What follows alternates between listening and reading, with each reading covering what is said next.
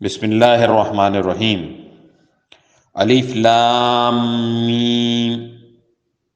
یہ کتاب ایسی ہے کہ اس میں کوئی شک نہیں، یہ ہدایت ہے ان ڈر رکھنے والوں کے لیے جو بے دیکھی چیزوں پر ایمان لاتے ہیں اور نماز قائم کرتے ہیں، اور جو کچھ ہم نے انہیں دیا ہے اس میں سے اللہ کی خوشنودی کے کاموں میں خرچ کرتے ہیں، اور جو اس وحی پر بھی ایمان لاتے ہیں جو آپ پر اتاری گئی، اور اس پر بھی جو آپ سے پہلے اتاری گئی، اور آخرت پر وہ مکمل یقین رکھتے ہیں۔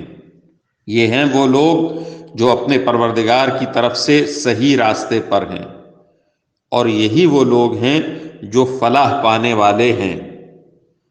بے شک وہ لوگ جنہوں نے کفر اپنا لیا ہے ان کے حق میں دونوں باتیں برابر ہیں، چاہے آپ ان کو ڈرائیں یا نہ ڈرائیں، وہ ایمان نہیں لائیں گے۔ اللہ نے ان کے دلوں پر اور ان کے کانوں پر مہر لگا دی ہے، اور ان کی آنکھوں پر پردہ پڑا ہوا ہے، اور ان کے لیے زبردست عذاب ہے۔